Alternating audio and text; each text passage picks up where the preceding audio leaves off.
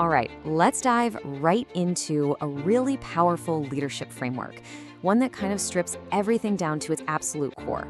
We're going to break down a simple, but honestly pretty profound concept, the psychology of bottom line leadership.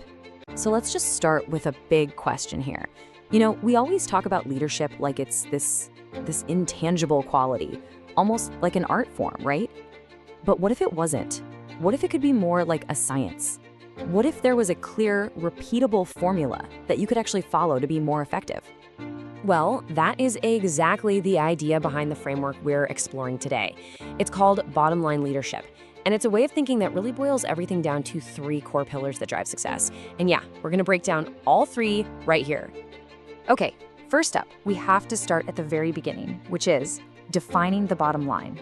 Now, I want you to get the idea of just profits out of your head for a second. This is about something deeper. It's about understanding the fundamental reason for leadership in the first place. So, what is the leadership bottom line? I want you to think of it as your North Star. It's that single, core, absolutely non-negotiable goal that everything else has to point towards. So for a software team, maybe it's shipping world-class bug-free code. For a nonprofit, it could be maximizing our direct community impact. This goal is so critical that it creates what's called the imperative for leadership.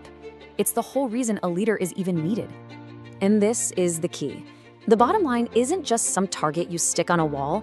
It is the fundamental why that fuels every single action, every strategy meeting, every decision.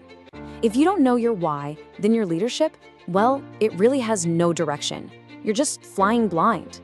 Okay, so you've got your why, you know your destination. The next question is, how do you actually get there?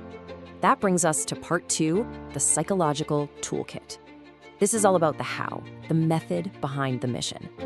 This is where it all becomes real, If the bottom line is your destination, then psychology is basically the vehicle that's going to get you there.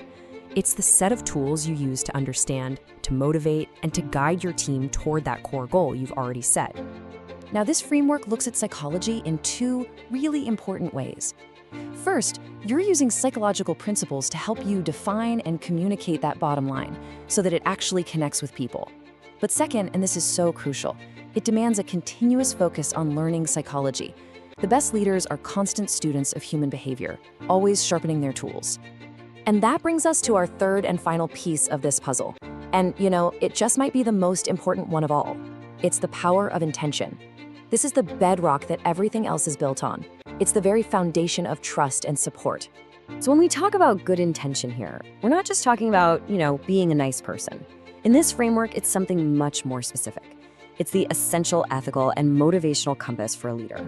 It's the proof, really, that you're leading for the right reasons, not for your own gain, but for the shared success of the mission and the team. This simple phrase just captures the whole thing perfectly. Support with a good intention. Every action, all your feedback, even the difficult decisions you have to make, it all has to come from this place. When your team genuinely believes your intentions are good, they will trust your leadership. It's literally the glue that holds this whole system together. All right, so let's put it all together now. We've talked about the goal, the method, and the foundation. Let's see what the complete formula looks like as one single, powerful leadership framework. And here it is, broken down into 3 clear steps. Number 1, establish your goal. That's your non-negotiable bottom line that creates the whole reason for your leadership. 2, use your method. That means continuously learning and applying psychology to move your team toward that goal. And 3, build everything on your foundation, making sure every single action is rooted in support with a good intention. The goal, the method, the foundation. That's it. That's the formula. So as we wrap up, I'll just leave you with this question to think about. Look at these 3 pillars, the goal, the method, and the foundation. Which one of those could you strengthen right now in your own approach? Which part of this framework are you going to focus on first? Definitely something to consider. Thanks for tuning in.